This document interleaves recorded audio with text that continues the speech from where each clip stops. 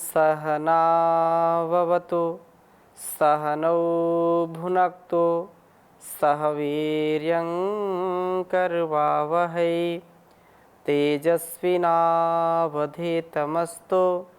मा विद्विषावहै। ओम शांति शांति शांति। उपनिषद सार की इस कक्षा में आप सभी का हार्दिक स्वागत है, अभिनंदन है। प्रश्नोपनिषद का हम स्वाध्याय कर रहे हैं और प्रश्नोपनिषद में प्रथम जो प्रश्न है उस पर चर्चा चल रही है। वास्तव में यह जो विद्या है जिससे हमारे अंदर जिज्ञासा होती है, बिना जिज्ञासा के व्यक्ति ज्ञान का अधिकारी नहीं हो पाता है। हमको किसी भी व्यक्ति वस्तु स्थान के प्रति जब लालसा होती है, उसके प्रति कुछ प्रश्न होते हैं, तो प्रश्न होंगे तो उसका उत्तर मिलेगा और उसका उत्तर मिलेगा तो व्यक्ति का ज्ञान संवर्धित होगा, परिवर्धित होगा और ज्ञान से ही व्यक्ति का जीवन श्रेष्ठ बनता है। ज्ञान विहीनः सर्वमतेन भजति न मुक्तिम जन्मशतेन भज गोविंदम गोविंदम भज मूढ़मते। संसार का यह नियम है, यह रीति है, यह नीति है कि जिस जिस क्षेत्र में जो जो पुरुषार्थ करते हैं उस क्षेत्र में वे आगे बढ़ते चले जाते हैं। और यदि व्यक्ति केवल विचार करता रहे और वह कर्म ना करे तो उत्कर्ष नहीं होगा। सदा व्यक्ति को चरैवेति आगे बढ़ना चाहिए। ज्ञान के पिपासुओं को, मुमुक्षुओं को सदा इन उपनिषदों का स्वाध्याय करके अपने जीवन और इस जगत का कल्याण करना चाहिए। आत्म कल्याण से राष्ट्र कल्याण और विश्व कल्याण की पावनी परंपरा हमारी रही है। तो यहाँ पर हम पढ़ रहे थे कि इस अथ कबंदिम कात्यायन उपेत्य प्रपच्छ भगवन कुतो व इमाह प्रजा प्रजायंता।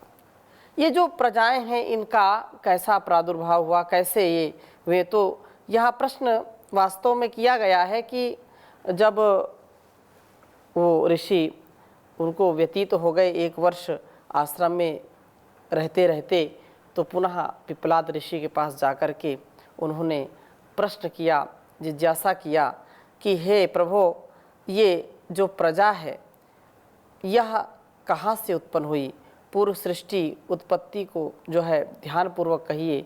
यह जो प्रत्यक्ष दिखता है, मनुष्य, पशु, जीव, जंतु, ये जो सजीव निर्जीव, ये कहाँ से उत्पन्न हुए?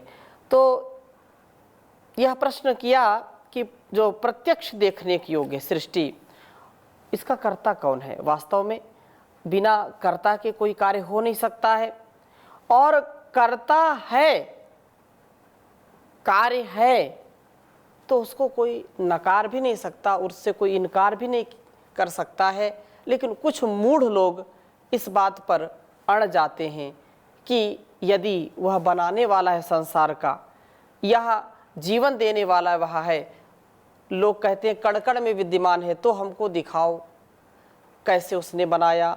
ये तो केवल एक घटना है, ऐसे बन गया सारा संसार। जो ऐसी भावना रखते हैं वह उचित नहीं है, क्योंकि हम छोटा सा कोई भी कार्य देखते हैं, किसी भी मूर्ति को देखते हैं, किसी रचना को देखते हैं, तो यह स्वाभाविक सी बात है कि रचनाकार होगा तभी रचना होगी, कोई मूर्तिकार होगा तभी मूर्ति बनेगी। तो इस सारा संसार कितना अद्भुत, कितना रहस्यमय बनाया है उस परमात्मा ने, इसका भी कोई कारण अवश्य है। यह हमको कभी भी भूलना नहीं चाहिए। तस्मै स होवाच प्रजा कामो वै प्रजापति स तपो अतप्यत सा तपस्तप्त्वा स मिथुनम उत्पादयते रयिंचा प्राणं चेत्येतौ में बहुधा प्रजा करिष्यते इति। ये उस कल्याणकारी और इस संसार का और इस शरीर का जो सदुपयोग करना चाहते हैं वो जरूर यह मन में जिज्ञासा रखते हैं कि वास्तव में इसका कारण क्या है। तो उस कात्यायन साह वह पिपलाद ऋषि स्पष्ट रूप से कहने लगे कि जब प्रजा के अर्थ से सब जीवों का नित्य राजा जो परमात्मा है उसने क्रिया देने वाली शक्ति से क्रिया अर्थात गति दी तो उसने तपस्तप्त्वा क्रियाशील के मिथुनम दो प्रकार की जो है जोड़ों को उत्पन्न किया। एक तो भोगने योग्य जड़ और दूसरा जो है भोगने वाला। इस प्रकार से दोनों भोगने के योग्य और भोगने वाले मेरे बहुत प्रकार की जीवों के शरीर को करेंगे, ऐसा उन्होंने कहा। यह अत्यंत महनीय है बात। प्रश्न भी उठता है कि मनुष्य तो इसका पदार्थ यह करते हैं कि प्रजा की इच्छा से परमात्मा ने जगत बनाया। यह सब जानते हैं कि हम अपनी इच्छाओं से इस संसार में आते हैं।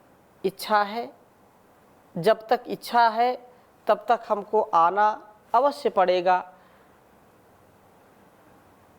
जो पिपासा है, जो वासना है, जो इच्छा है, उसके कारण हमारा जन्म है, अविद्या के कारण हमारा जन्म है और उसी से सारा संसार परमात्मा बनाता है। परमात्मा ने यह इच्छा कि ऐसा हो नहीं सकता, क्योंकि इच्छा प्राप्त इष्ट व लाभदायक की होती है। लाभदायक वह वस्तु होती है जो कि न्यूनता को पूर्ण करे या दोष को दूर करे। परमात्मा में ना तो कोई न्यूनता है ना कोई दोष है, फिर इच्छा किस प्रकार हो सकती है। दूसरे इच्छा से जगत की उत्पत्ति मानने से क्रम दोष लगता है। कोई ये कहता है कि प्रभु की इच्छा है, उसी की इच्छा से ये जन्म हम लेते हैं, उसी की इच्छा से यह सारा संसार बना है, उसने इच्छा की। इच्छा यदि कहते हैं तो इच्छा जगत की उत्पत्ति मानने से क्रम दोष लगता है, क्योंकि जिस वस्तु को उत्पन्न करने की इच्छा हो उसका लाभदायक और प्राप्त होना आवश्यक है। लाभदायक होने के जान के वास्ते उस वस्तु का होना आवश्यक है। जब वह वस्तु उपस्थित है तो उत्पन्न करने का विचार किस प्रकार होगा, और वह वस्तु भी उत्पन्न होने की इच्छा से उत्पन्न हुई होगी, जिसके लिए फिर वही क्रम चक्र चलता रहेगा, ऐसा दोष उत्पन्न हो जाएगा। तो यहाँ कहा कि जीवों के हेतु सृष्टि परमात्मा ने रची है। इसका क्या प्रमाण है? लोग बोलते हैं कि जो कर्म फल व्यवस्था है, जिसका जैसा कर्म होगा उसको वैसा फल भोगने के लिए जन्म लेना पड़ेगा, और जन्म लेना पड़ेगा तो संसार का भी निर्माण करना पड़ेगा। तो परम पिता परमेश्वर ने अपने लिए अपनी इच्छा की पूर्ति के लिए संसार को रचा है, ऐसा मानना उचित नहीं है। अपितु जो लोग कर्म करते हैं, विवेक पूर्वक कर्म, शुभ कर्म, या इससे विपरीत जो कर्म करते हैं, उन कर्मों का स्वधर्मों का ठीक ठीक मूल्यांकन हो, न्याय हो, इस दृष्टि से उस प्रभु की जो कृपा है इस संसार की रचना के रूप में हमको दिखाई पड़ता है। कोई ये कहे कि नहीं, आप ऐसा गलत कह रहे हैं कि ये तो परमात्मा का यदि मन नहीं है, उसकी इच्छा नहीं, तो मनुष्यों की इच्छा के कारण ऐसा बनाया है, ऐसा प्रमाण बताओ। तो प्रजापति शब्द ही बताता है कि परमात्मा उत्पन्न करने से पूर्व भी प्रजापति था।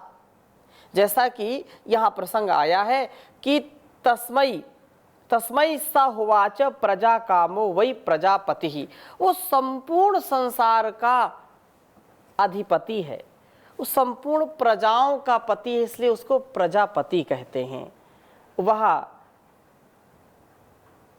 हर प्रकार से सबका स्वामी है और ऐसा हमको मानना भी चाहिए, जानना भी चाहिए। तो वह इस संसार से पूर्व भी था। सा पूर्वे शाम अपि गुरो काले नानव छेदा।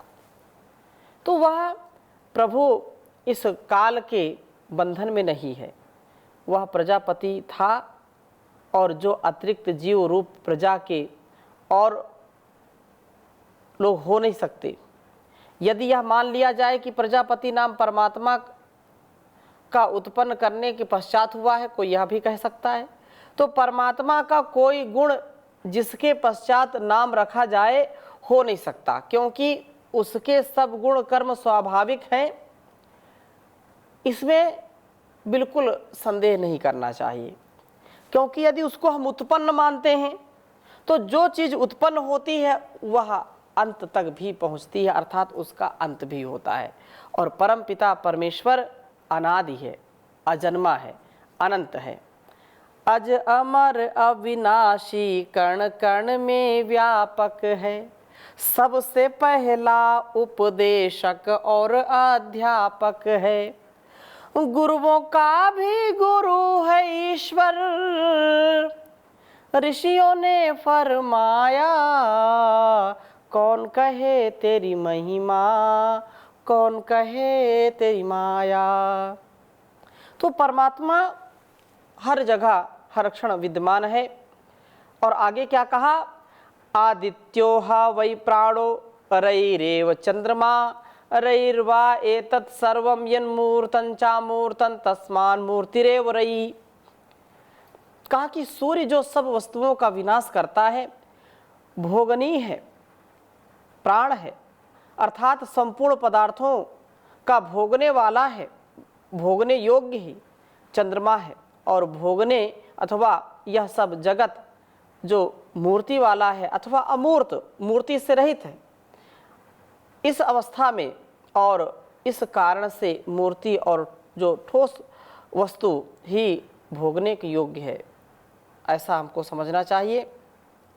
और आगे कहा, अथादित्य उदयन यत् प्रचीम दिशम प्रविशति तेन प्राच्यान प्राणान रश्मिषु सन्निधत्ते यद दक्षिणाम यद प्रतीचिम यद उदीचिम यदधो यद ऊर्ध्वम यदंतरा दिशो यद सर्वं प्रकाशयति तेन सर्वान् प्राणान रश्मिषु सन्निधत्ते। ये कहा कि जो भोगने वाली शक्ति की व्याख्या करते हैं, आदित्य सूर्य, जिस कारण से पूर्व दिशा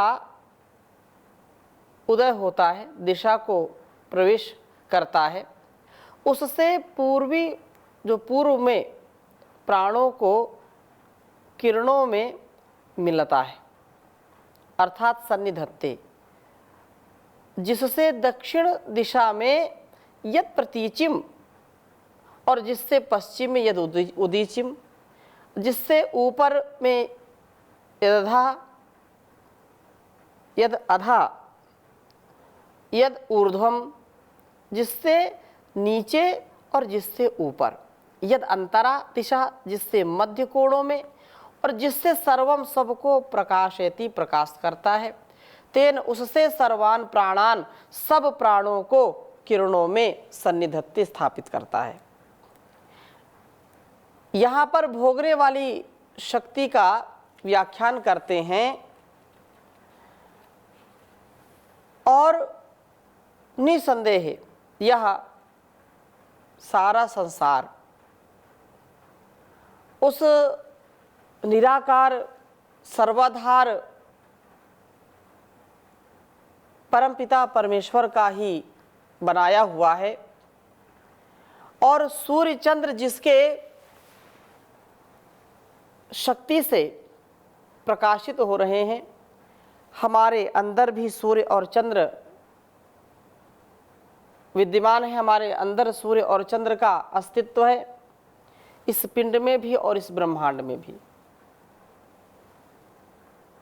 बिना सूर्य चंद्र के यह संसार चल नहीं सकता है।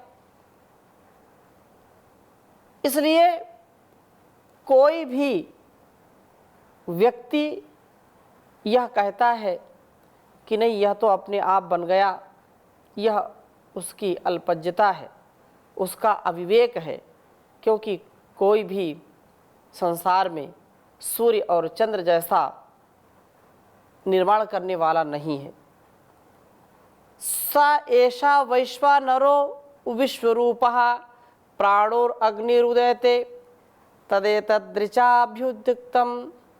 कहा कि ऋचा अभ्युक्तम, वह सूर्य जिसका वर्णन आ चुका है, जो प्रत्यक्ष नेत्र से दिखता है, संपूर्ण संसार के प्राणों का चलाने वाला है, सब जगत में भोग करने वाली शक्ति रूप से प्रकाशित जिसका नाम प्राण है, जो अन्न आदि उत्पन्न करता है, गर्मी को प्रकट करता है, उसको यह ऋचाभ्युक्तम ऋग्वेद के मंत्र में भी यह कहा है। क्योंकि संसार में हमारा जो अस्तित्व है सूर्य चंद्र से है, और सूर्य चंद्र में जो अपार ऊर्जा का भंडार है, जो चंद्र औषधियों में रस का आधान करता है, जो सूर्य इस संसार का कलमश, संसार का रोग दोष नष्ट करते हैं और सबको प्रकाश से, अपनी किरणों से सबको ऊर्जा से परिपूर्ण करते हैं, तो सूर्य और चंद्र। तो यहाँ यह अवश्य समझना चाहिए कि प्राण परमात्मा के नियम से जो उसने सूर्य आदि में नियत कर दिया है, वह अपना काम कर रहे हैं। निदान प्राण ही जगत को भोगने वाला है। विश्वरूपम हरिणम जात वेदसम पारायणम ज्योतिरेकम तपंतम। विश्वरूपम हरिणम जात वेदसम पारायणम ज्योतिरेकम तपंतम। सहस्रश्मी शतधा वर्तमानः प्राणः प्रजानाम उदयत्येष सूर्यः। ये कहा कि समस्त भोगने वाली शक्ति रूप विश्व रूप जो है हरिणम किरण वाला, जात वेदसम जिससे वेद अर्थात ज्ञान उत्पन्न होता है, पारायणम जो सब प्राणियों में रहता है, तपंतम जो भले प्रकार से गर्म हो रहा है, ज्योति प्रकाशक सूर्य एकम जो लोक में एक है, सहस्त्ररश्मि जिसकी अनंत किरणें हैं, शतधा 100 प्रकार से वर्तमान काम करती हुई विद्यमान रहने वाली, जीवन का कारण प्रजा नाम सब प्राणियों को उदयति प्रकाश करता है। यह सूर्य वास्तव में जिसकी आभा अनंत है, जो सैकड़ों प्रकार की वर्तमान प्रजाओं का प्राण होकर के उनको जीवन दे रहा है। यह सूर्य ना हो तो वनस्पतियां ना हो, सूर्य ना हो तो जल ना हो, क्योंकि सूर्य की किरणों से ही यह जल बनता है और जल ऊपर जाकर के फिर वर्षा के रूप में इस धरती को मिलता है। धरती में जल का संचार होता है, अभिसिंचित होती है धरती, तो इससे अन्न वनस्पतियां होती हैं, और अन्न वनस्पतियां होती हैं, इससे संसार के प्राणी अपना जीवन चलाते हैं और प्रजा उत्पन्न करते हैं। इसलिए जो कुछ भी इस सूर्य से हो रहा है यह अद्भुत है। जगत के अंदर जो भी कार्य हुआ है और किरणों वाला है, जो रूप को उत्पन्न करने वाला और प्रत्येक प्राणी में ही ज्योति या प्रकाश से विद्यमान है और तप रहा है, इन सब का कारण इससे स्पष्ट विदित हो गया है कि जगत में जो क्रिया हो रही है उसका कारण सूर्य भोग्य कृत की इस प्रकार से व्याख्या करते हैं। संवत्सरो वै प्रजापतिस्तस्यायने दक्षिणम चोत्तरम च तद्योहा वै तदिष्टापूर्ते कृतामित्युपासते ते चंद्रमसमेव लोकमभिजयन्ते ता एव पुनरावर्तन्ते तस्मादेते ऋषया प्रजा कामा दक्षिणं प्रतिपद्यन्ते एषः वैरयिर्यः पितृयाणः। कहा कि संवत्सरा वर्ष वही निश्चय से जगत, इस प्रजापति जो जगत की रक्षा करने वाला, प्रत्येक वस्तु की जो रक्षा समय पर करता है, तस्य उस वर्ष के अयने वास स्थान अर्थात घर जो है एक दक्षिणायनम, जो दक्षिणायन और उत्तरम दूसरे उत्तरायण, उनमें यो हा वही जो मनुष्य निश्चय करके इष्टापूर्ति वेदानुकूल यज्ञ आदि और जो लोक कल्याण के लिए कर्म करते हैं, निसंदेह वेदानुकूल आचरण करते हुए, शास्त्र अनुकूल आचरण करते हुए जो जीवन को जीते हैं, वे निसंदेह उनके फल की इच्छा रखते हुए